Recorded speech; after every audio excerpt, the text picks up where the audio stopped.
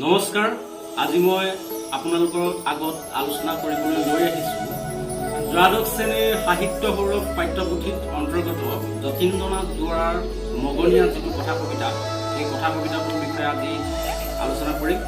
আমি এই মগনীয়া কথা কবিতাটোত বিশেষকৈ আলোচনা কৰিবলগীয়া মেইন বিষয়কেইটা হৈছে কথা কবিতাৰ উৎপত্তি কেনেকৈ হৈছিল, কথা কবিতা কাক বোলে, যতীন্দ্ৰনাথ দুৱৰাৰ কথা কবিতাৰ সম্পৰ্কে, দুৱৰাৰ গদ্য ৰচনাৰ বৈশিষ্ট্যসমূহ কেনেকুৱা, দুৱৰাৰ কথা কবিতাৰ যিবিলাক লক্ষণ সেই লক্ষণবিলাকৰ বিষয়ে, কবিতা আৰু কথা কবিতাৰ মাজৰ যিসমূহ পাৰ্থক্য সেই পাৰ্থক্যসমূহৰ বিষয়ে আজি মই এই ভিডিঅ'টোত আলোচনা কৰিবলৈ লৈছোঁ।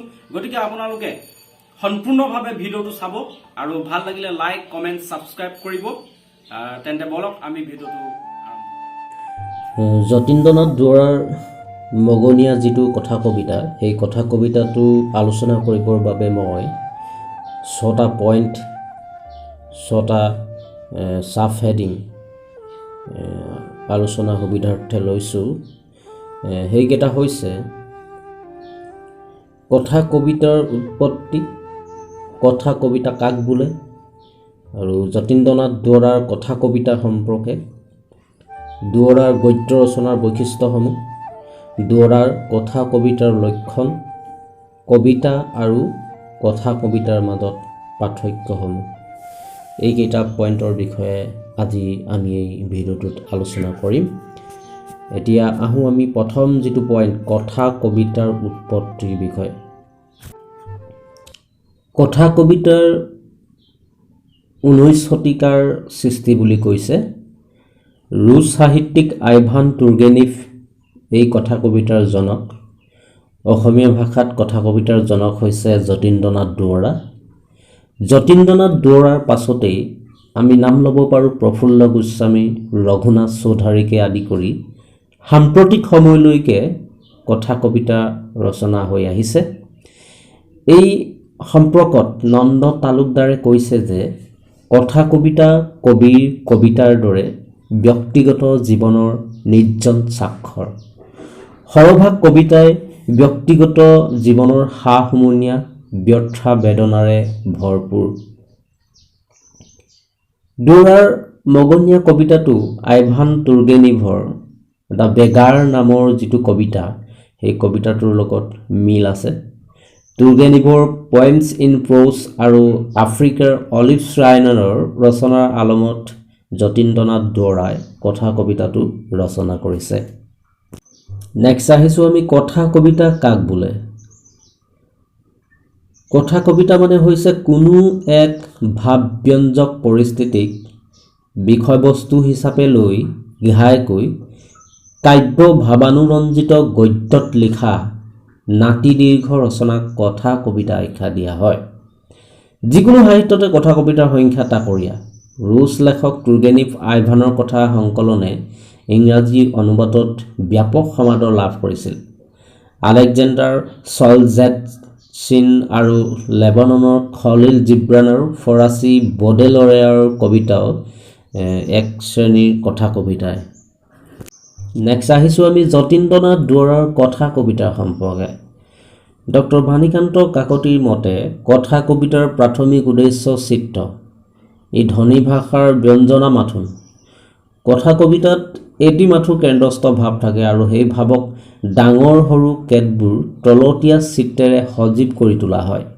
টুইংকল টুইংকল লিটল ষ্টাৰ ইংৰাজী কবিতাটো পঢ়িয়েই চিকমিকি সৰু তৰাটি কেনেকৈ ওখ আকাশত শোভা কৰে, চিকমিক কৰি কৰি হীৰাৰ নিচিনা জ্বলি সন্ধিয়া দিয়েহি পোহৰ বুলি কবিতা লিখা কবিজনী হৈছে যতীন্দ্ৰনাথ দুৱৰা। দুৱৰাৰ কবিতাত এটি শূন্যতা, এটি নিৰাশা, এটি কাতৰ আকুতি কৰোণাৰ পৰশ থকাৰ বাবে জীৱনৰ নাওখন মেলি কোনোবা সোণোৱালী দেশৰ পিনে অকলশৰে যাত্ৰা কৰাৰ কথা কৈছে। তেওঁ লিখিছে, আজি এই জোনালী ৰাতিত নাওখন মেলি দিলোঁ মই, লুইতৰ সুদূৰ সিপাৰে সোণোৱালী দেশলৈ। তেখেতৰ মগনীয়া নামৰ কথা কবিতাটোত দৰিদ্ৰ লোকৰ মহানুভৱতা প্ৰকাশ পাইছে। ছাত্ৰ অৱস্থাৰ পৰাই কবিতা ৰচনা কৰা দুৱৰাৰ কবিতাৰ পুথিকেইখন হ'ল উমৰ তীৰ্থ, আপোন সুৰ, বনফুল, মিলনৰ সুৰ আৰু মৰমৰ সুৰ। কথা কবিতা একমাত্ৰ কথা কবিতাৰ পুথি। ফাৰ্চী চুফী কবি উমৰ খায়ামৰ ৰুবায়তৰ প্ৰথম অসমীয়ালৈ ভাৱানুবাদ কৰি দুৱৰাই উমৰ তীৰ্থ পুথিখন ৰচনা কৰে।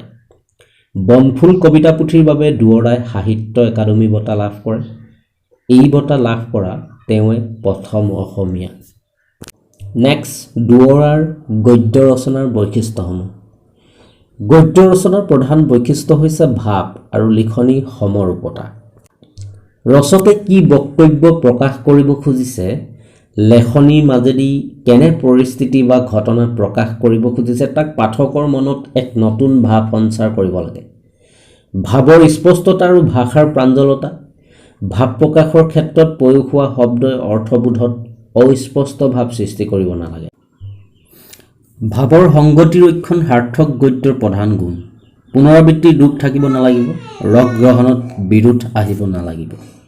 এতিয়া আহিছোঁ দুৱৰাৰ কথা কবিতাৰ লক্ষণ বা বৈশিষ্ট্য। দুৱৰাৰ কথা কবিতাৰ লক্ষণসমূহ হৈছে কথা কবিতা এবিধ কবিতাই, কিন্তু ই কথা কোৱাৰ দৰে গদ্যত ৰচিত হয়। কথা কবিতা চিত্ৰধৰ্মিতাৰ ওপৰত প্ৰতিষ্ঠিত। ছন্দময়ী কবিতাতো চিত্ৰ থাকিব পাৰে, কিন্তু চিত্ৰ আনুষংগিক হ'ব পাৰে। কথা কবিতাত এটিমাথো কেন্দ্ৰস্থ ভাৱ থাকে আৰু সেই ভাৱক ডাঙৰ সৰু কেতবোৰ তলতীয়া চিত্ৰেৰে সজীৱ কৰি তোলায়। কথা কবিতাৰ লক্ষ্য হৈছে ৰূপ আৰোপ কৰা। কথা কবিতা কবিত্বময়ী কথা লিখাৰ ভংগী বা ভাষাৰ ৰীতিমাথোন। কথা কবিতা ৰূপকাত্মক। প্ৰত্যেক চিত্ৰৰ আঁৰতেই উৰণি লোৱা ভাৱ একোটা থাকে। নেক্সট আহিছোঁ আমি কথা কবিতা আৰু কথা কবিতাৰ মাজৰ পাৰ্থক্যসমূহ। কবিতাত বহুতো ভাৱ নিহিত হৈ থাকিব পাৰে, কিন্তু কথা কবিতাত মাত্ৰ এটা কেন্দ্ৰস্থ ভাৱ থাকে। কবিতা ছন্দোবদ্ধ, কিন্তু কথা কবিতা ছন্দোবদ্ধ নহয়। কবিতা হ'ল মনৰ অভিব্যক্তি প্ৰকাশ কৰা এক সুখপাঠ্য মাধ্যম। আনহাতে কথা কবিতা কোনো এক ভাৱব্যঞ্জক পৰিস্থিতিক বিষয়বস্তু হিচাপে লৈ লিখা গদ্য। কবিতা পদ্যত ৰচিত হয়, আনহাতে কথা কবিতা গদ্য ৰচিত হয়। কবিতাত বিষয়বস্তুৰ আওপকীয়া ৰূপে চিলমিল এক ছবি ফুটাই তোলে, কিন্তু কথা কবিতা চিত্ৰধৰ্মিতাৰ ওপৰতে প্ৰতিষ্ঠিত। কবিতাত কাব্যিকতা বেছি, কিন্তু কথা। এতিয়া আমি আলোচনা কৰিম পাঠটোত থকা চুটি প্ৰশ্নসমূহৰ উত্তৰসমূহ। অসমীয়া সাহিত্যত প্ৰথম কথা কবিতা ৰচনা কৰা কবিগৰাকী কোন?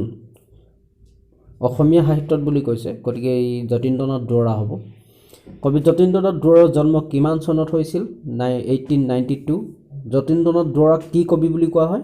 বনফুলৰ কবি বুলি কোৱা হয়, কাৰণ বনফুল নামৰ যিখন কবিতা পুথি, সেই কবিতা পুথিখনৰ কাৰণে সাহিত্য একাডেমী বঁটা লাভ কৰিছে, এইকাৰণে তেখেতক বনফুলৰ কবি বুলি কোৱা হয়।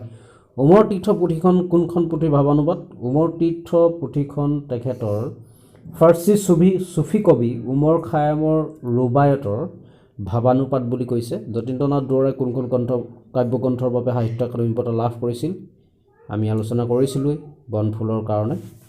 আৰু ইয়াত থকা যিকেইটা লং কুৱেশ্যন, কথা কবিতা কাক বোলে, কথা কবিতা আৰু কবিতাৰ মাজত পাৰ্থক্য, মোৰ ভিডিঅ'টোত এইখিনি কথা আপোনালোকে পাব। গতিকে আজিলৈ ইমানতে, ধন্যবাদ। পুনৰ লগ হোৱাৰ প্ৰতিশ্ৰুতিৰে।